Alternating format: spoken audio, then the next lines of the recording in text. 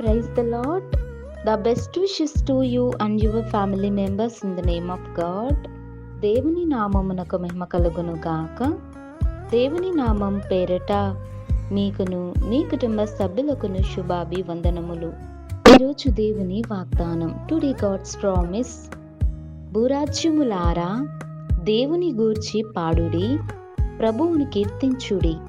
కీర్తనల గ్రంథం 68వ అధ్యాయం 32వ వచనం. O kingdoms of the earth, sing to God, sing praises to the Lord. The book of Psalms chapter 68 verses 32. క్రీస్తునందు ప్రియమైన సహోదరి సహోదరులారా, ఈ ఉదయకాల సమయమున దేవుడు నీతో నాతో మన అందరితో కూడా తెలియచేస్తున్నాడు.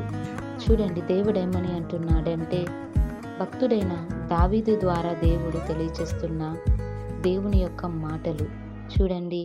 భూరాజ్యములారా దేవుని గూర్చి పాడుడి, ప్రభువుని కీర్తించమని దేవుడు ఈ వాగ్దానం ద్వారా దేవుడు మాట్లాడుతున్నాడు.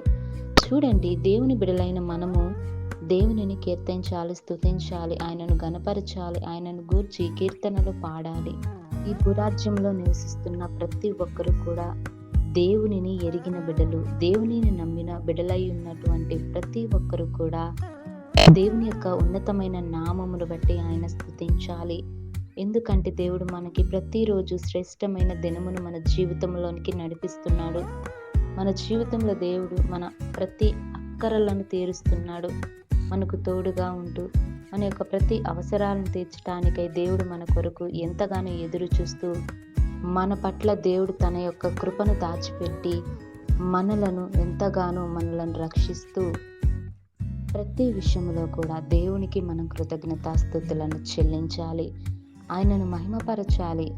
ఈరోజు ఈ వాగ్దానం వింటున్నామంటే, ఈ రోజులోనికి దేవుడు మనలను నడిపించాడంటే ఇదంతా కూడా దేవుని యొక్క కృప.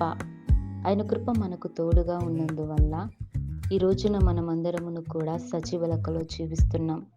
చూడండి, రోజులు భయంకరంగా ఉన్నాయి.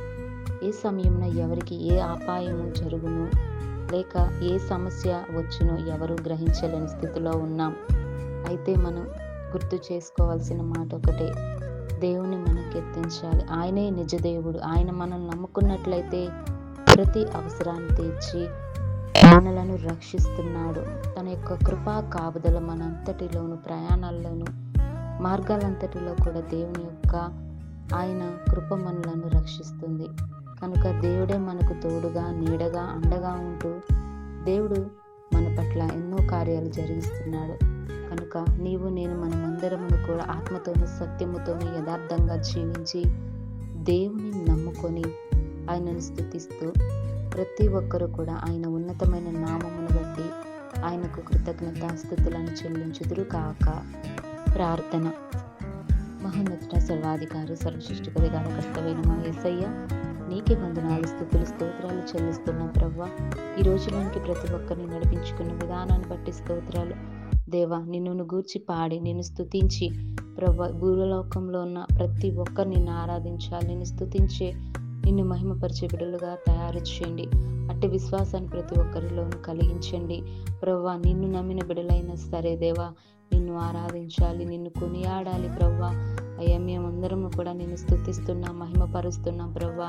ఈ రోజులోనికి మమ్మల్ని అందరినీ క్షేమకరంగా నడిపించి ఈ వాగ్దానాన్ని మా ప్రతి ఒక్కరి జీవితాల్లో నెరవేర్చమని కోరుతూ నిన్ను స్తుతించి మహిమపరిచి ప్రభు సమస్తమైన మహిమ ఘనత ప్రభావములను మీకే చెల్లించుకొనమని నజరేయుడైన యేసుక్రీస్తు నామమున అడుగుచున్నాను తండ్రి. ఆమేన్.